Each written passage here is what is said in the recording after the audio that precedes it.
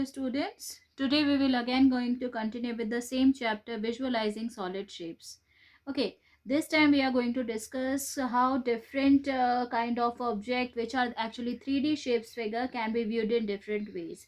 So here we are going to use two kind of ways in which first is cutting or slicing method, by which we can easily find out the cross sections of different objects, and the second method is by finding out its shadow, and then which kind of figure we are going to observe by using the light. So first I'm going to tell you how we can find out the shape or the size of any 3D figure by cutting or slicing it. So here we are going to cut in two different ways. Actually, we are going to find out the cross sections of any solids by giving it a vertical cut or horizontal cut.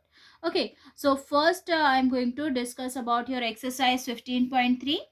Here the question is, what cross section do you get when you give a vertical cut or horizontal cut to the following solids? Okay, so first I'm going to take that question which is given. We have to find out the vertical cut or horizontal cut for a brick. So yeah, here I am taking a mole cube. Yes, it is looking like a cuboid which is having length, breadth and height and all. Okay, it is a shape of a cuboid. Now here the first question is a brick. A brick, it is also looking like a brick. So first I am going to give it a vertical cut and let's see which kind of cross section I am going to get. So if I'm going to cut it vertical, it means that top to bottom side. Okay, I am going to cut it like this, and then you will see the cross section. It means that the surfaces which I am going to observe, you can see that after giving it a vertical cut, I am going to get a rectangular shape, right? So after giving it a vertical cut to a brick, I am getting a shape of a rectangle. So what will you write? You are going to write, so after giving it a vertical cut, you have seen that I am getting a shape of a rectangle like this. So vertical cut, if you give a vertical cut to a brick, you will get a the side, the cross, and the shape of this cross section would be a rectangle. So what will you write? You going to get the shape of a rectangle. Now I am going to give it a, this time I'm going to give this cuboid or a brick to a horizontal cut. Horizontal, it means the vertical cut, it means that from top to bottom, and horizontal, it means that I'm going to give it a side to side cut. So I'm going to cut this cube or a brick like this. I'm giving it a horizontal cut like this. Okay, this time you can see that what is the shape of this brick. It is again a rectangular shape, right? But this time the shape of this rectangular are completely different as compared to the previous one, which is this one. Okay, so in both the cases you are getting the shape of a rectangle, but the dimensions of these rectangles are completely different.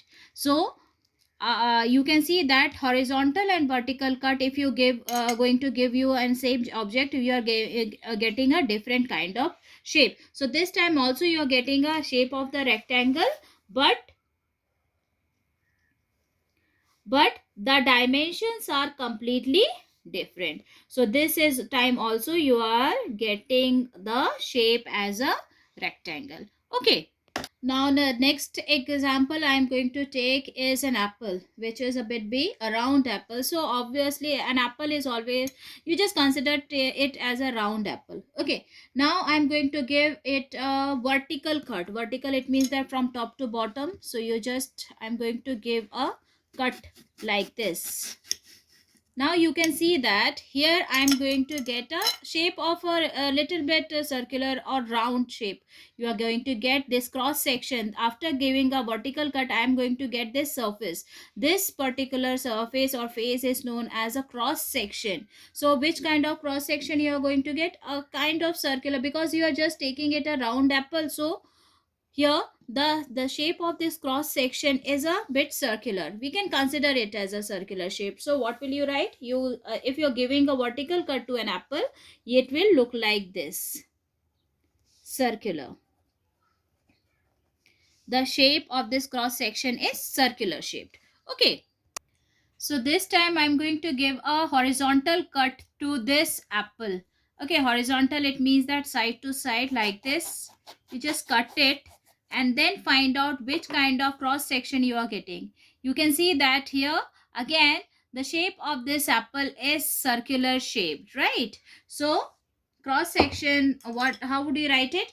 This horizontal cut is also giving you a circular shaped figure. So horizontal, if you give a horizontal cut to an apple, you will, the shape of this cross section would also be a circular shaped. Okay, like this you can try all these methods in different kinds of examples. You can take whatever is available at your home, give them a horizontal and vertical cut, and find out which kind of shape you are going to observe. Okay, and another method is the shadow method, in which, because you all know that shadow is a very good way to illustrate how three-dimensional objects can be viewed in two dimensions, right? Because shadows can be actually formed on a plane surface, and plane surfaces are always two-dimensional face. So we can easily convert any 3D shape into 2D shape by using this shadow art, or the share with the help of this shadow. So I'm going to take an example of exercise 15.4, where a bulb is kept burning just right above the following solids. Name the shape of the shadow obtained in each case. Attempt to give a rough sketch of the shadow. Now here I am going to find out the different shapes by applying some light on these objects. So you can see that here, first bit, here a ball is taken, but I am not taking a ball, I am just using a marble here. Okay, and I am finding out which kind of figure I am going to get after applying some light on it. Okay, so here I'm using a marble and my mobile's light for applying the light on it, and let's see which kind of figure I'm going to get on this plane surface. You can see that here the shape of this marble or a ball is looking like a circle. Why? Because this is a plane surface which is a two-dimensional shape, and if I'm going to get a shadow of this marble or a ball, then which kind of figure or which kind of shape I'm going to get in this plane surface? Here I'm going to get a circle, right? So circle shaped I'm going to get. Similarly, if I'm taking this small balls, again I'm going to get a spherical. If you take any sphere, spherical ball or marble or any spherical shaped figure, 3D shape, then you, what, which kind of figure shape you will get? Here you are going to get a circular shaped or a circle on this plane surface. Okay, now next solid figure is a cylindrical pipe. So cylindrical pipe, I'm using this cap of a pen. Okay, it is a shape of a cylinder. Okay, now what you will do, I'm going to apply the light. Actually, whatever figure which is given in your NCRT, according to that I'm taking the source of light and that position. So here you can see that if I'm applying a light on it from top side, then what will you see? The shape of the shadow is actually the shape of a rectangle, right?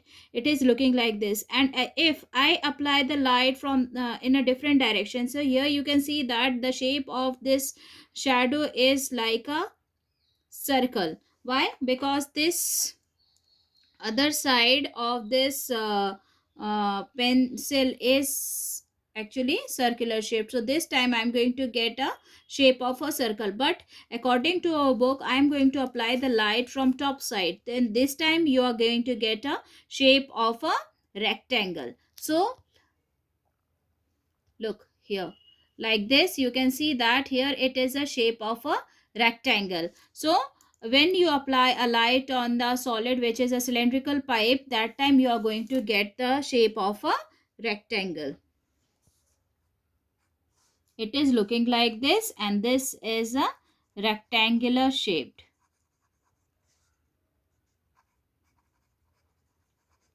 Okay, like this. Question is, this time in this second question, here the already shadow of some 3D objects is given. What you have to do here, you have to find out that which kind of 3D object will give you this kind of shapes like circle, square, rectangle, and triangles are given here. So the second question is about here are the shadows of some 3D objects are given when seen under the lamp of an overhead projector.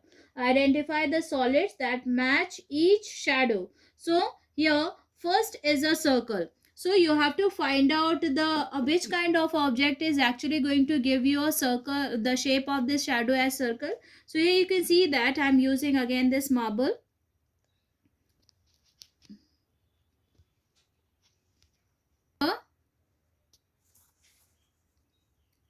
You can see that here you can see that the shape of this circle you are going in to get in this shadow, which is actually the shadow of a sphere or a ball or marble.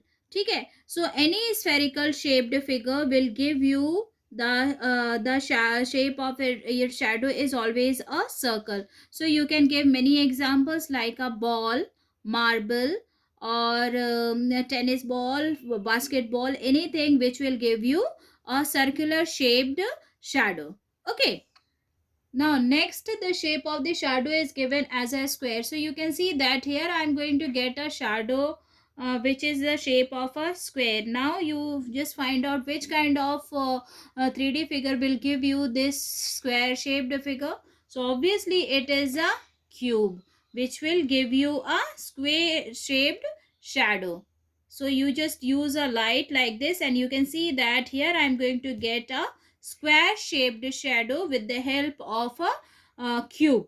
Okay, so you apply some light on a cube or Rubik cube or any other figure, you can get a square shaped shadow. Okay, like this is a kind of activity which you can easily perform at your home and find out the different 3D different 2D shapes with the help by using these 3D figures by applying some light on it, and you can play with the shadows also. Okay, thank you.